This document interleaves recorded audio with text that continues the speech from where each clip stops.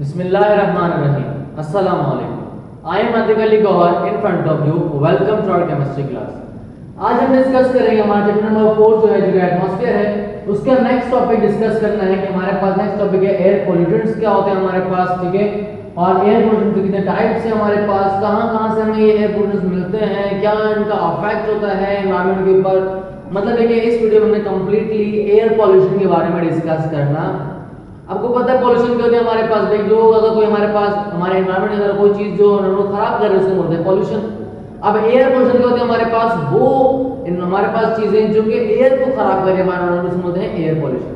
तो air pollution फैलाने वाले कुछ होते हैं जिनको हम बोलते हैं एयर पॉल्यूटेंट्स।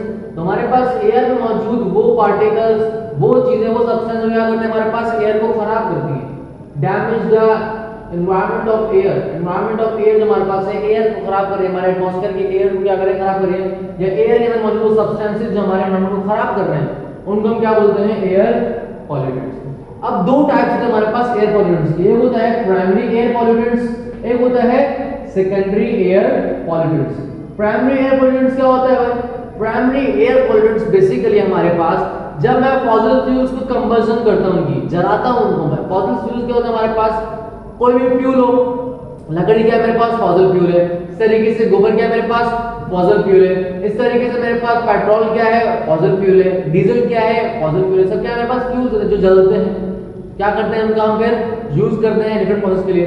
तो हमारे पास इतने फॉसिल फ्यूल है, जब वो जलते हैं कंबशन होती है, उनकी कंबशन होने करती है वो कुछ चीजें निकालते हैं, गैसेस कुछ बाहर निकलती हैं, जैसे carbon monoxide, carbon dioxide, nitrogen oxide, ठीक है, नाइट्रोजन मोनोऑक्साइड, ठीक है, इसके अलावा मीथेन गैस हो गई, सल्फर डाइऑक्साइड हो गई, इस तरीके से कुछ गैसेस इनकी जलने से बाहर निकलती हैं।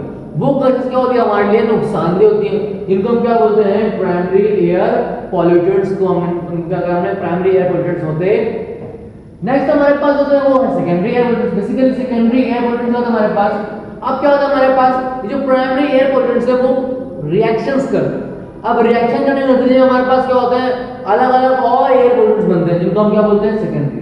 तो प्राइमरी हमारे पास फॉसिल फ्यूल के जलने से बनते हैं, सेकेंडरी हमारे पास reaction of primary air pollutants बनते हैं, जैसा कि सल्फ्यूरिक एसिड, ये सल्फर हमारे पास सल्फर डाइऑक्साइड है, ये हाइड्रोजन से रिएक्ट करते क्या बनता है, sulphuric acid, hydrogen fluoric acid, hydrofluoric acid HF,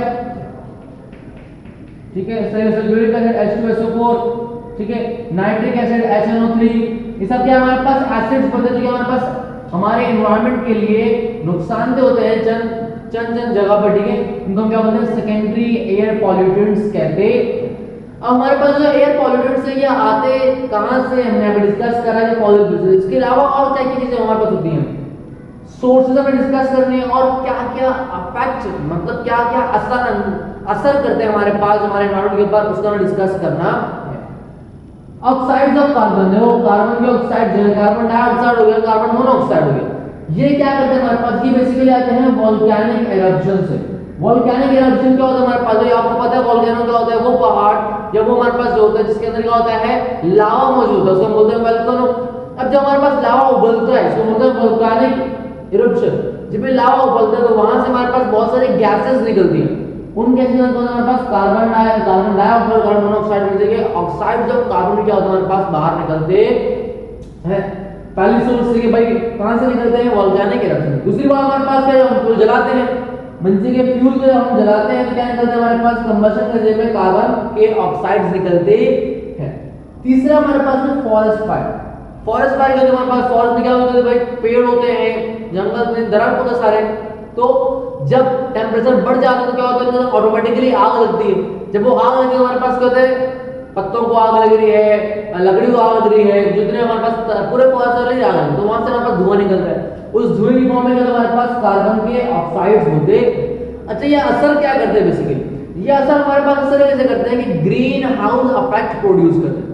green house effect क्या होता है, आपने पहले बचपन में पढ़ा होगा, ये बात क्लास 8 तक के लेवल तक जाइए, हमें छोटे छोटे तरीके से पढ़ाई जाती है। तो ग्रीन हाउस इफेक्ट हमारे पास क्या होता है भाई, बेसिकली ग्रीन हाउस हमारे पास क्या होता है, जो कार्बन डाइऑक्साइड है ये बेसिकली क्या करता है, ये अर्थ के गिर्द एक लेयर बना देता है, ये एक लेयर बना दी जिसने, ये अर्थ है, ये जो एटमॉस्फेयर हमारे पास अर्थ है, ठीक है, उसे गिर जाकर इसने एक लेयर बना दी।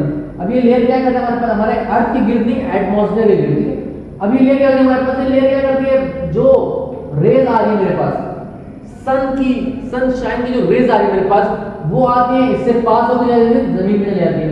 जब वो जमीन पे टकराकर वापस आती है तो ये क्या करता है हमारे पास, ये उसको वापस नहीं जाने देता, पास करवा के जमीन तक लेकर आ जाता है, लेकिन इसको वापस नहीं जाने। क्यों भाई, देखो यहाँ पर इसकी इंटेंसिटी क्या होती है, रेज की वेवलेंथ ज्यादा होती है, ग्रेविटेशन से आ रही है तो डायरेक्टली पास तो हो जाती है। देखो क्योंकि आप नीचे जाती है, जो टकराती है तो स्पीड क्या होती है इनकी कम, स्पीड कम होने से दोबारा यहाँ पर जाने की कोशिश तो करती है, लेकिन क्योंकि यहाँ बैरियर एक बड़ा लगा होता है, स्ट्रॉन्ग होता है, लेयर बनी थी कार्बन डाइऑक्साइड की, तो वापस नहीं आती, तो हमारे पास होती है दोबारा यहाँ आ जाती है।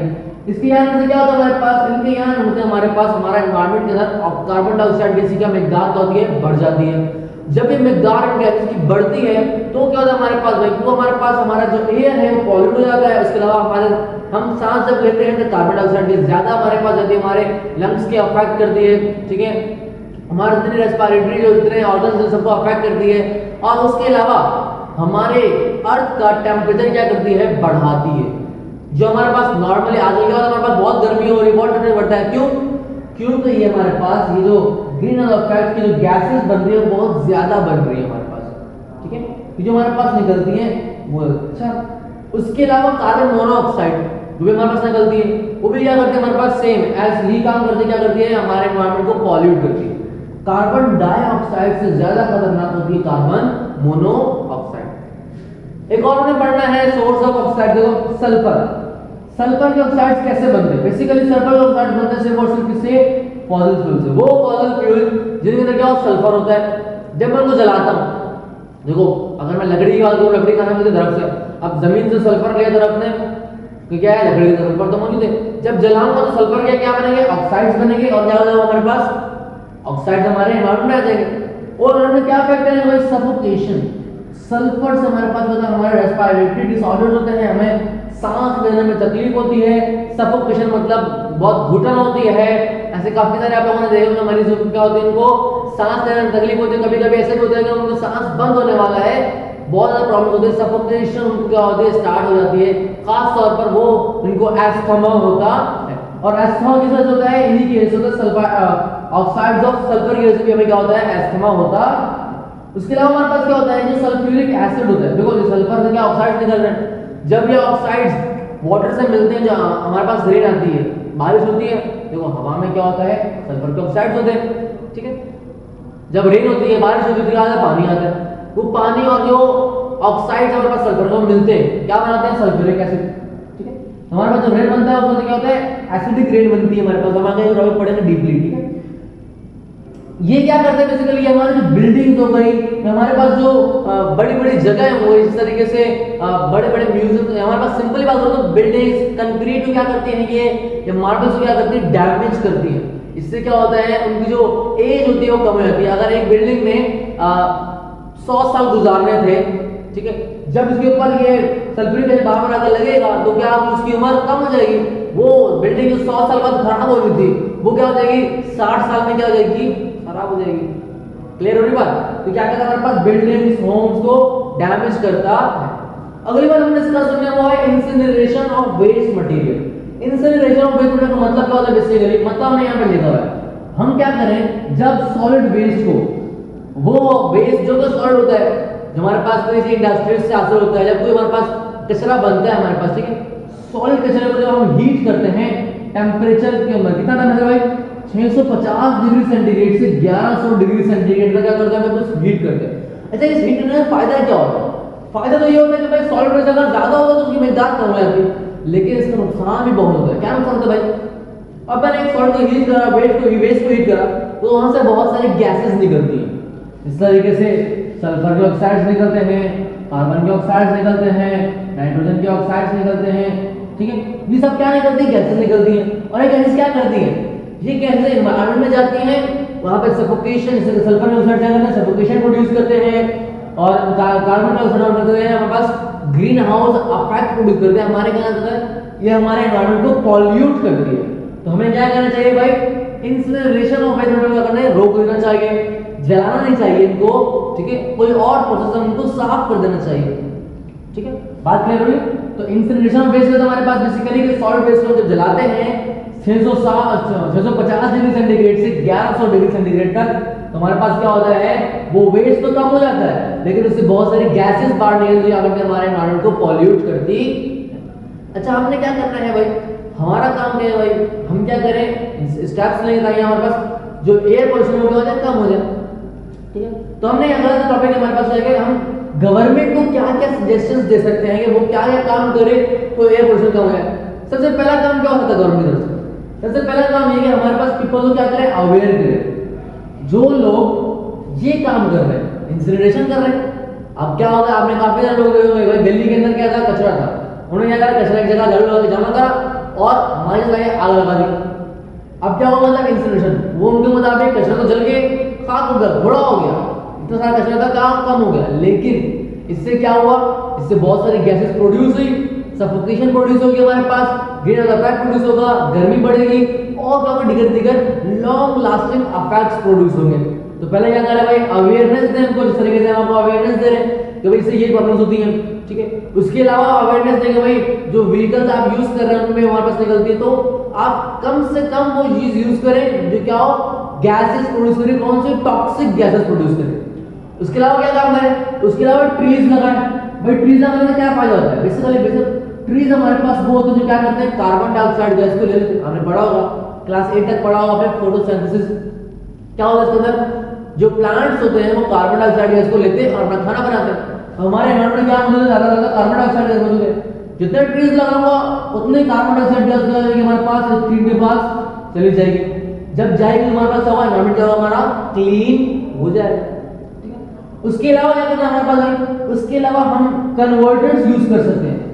कहां पर, ऑटोमोबाइल एग्जॉस्ट में, जो हमारे पास ऑटोमोबाइल का एग्जॉस्ट होता है, एग्जॉस्ट मतलब साइलेंसर वगैरह, बाइक के साइलेंसर होते हैं, उसके अलावा गाड़ियों के सेंसर लगे होते हैं, वहां पर अगर हम क्या करें, हमारे पास जहां से गैसेस बाहर निकल रही, धुआं बाहर निकल रहा है, वहां हम क्या लगा दें, कन्वर्टर लगा दें। वो कन्वर्टर क्या करते हैं, वो कन्वर्टर जो हमारे पास बहुत ज्यादा टॉक्सिक गैसेस है उनको कन्वर्ट करते हैं लेस टॉक्सिक में। इससे क्या होगा ना भाई, इससे एक फायदा ये होगा भाई, हमारे पास जो टॉक्सिक गैसेस ज्यादा थी, जो नुकसान ज्यादा मिल रहा था, उससे क्या होगा, कम नुकसान मिलेगा।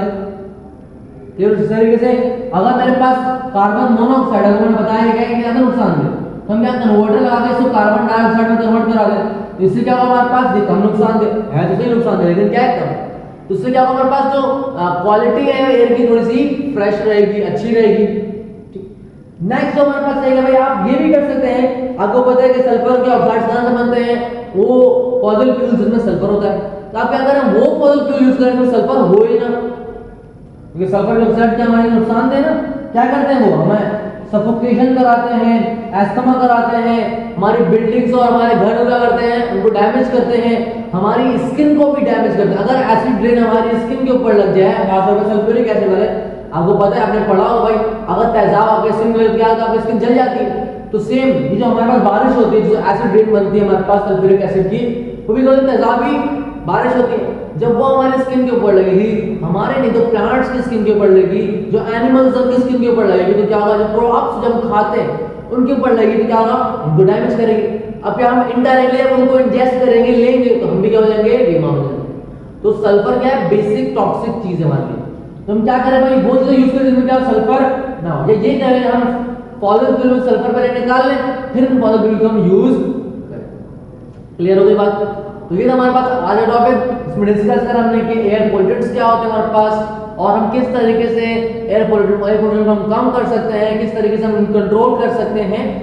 ठीक है, ये था हमारे पास टॉपिक। इंशाल्लाह मुलाकात होगी नेक्स्ट टॉपिक में, नेक्स्ट वीडियो में। जब तक के लिए अल्लाह हाफ़िज़।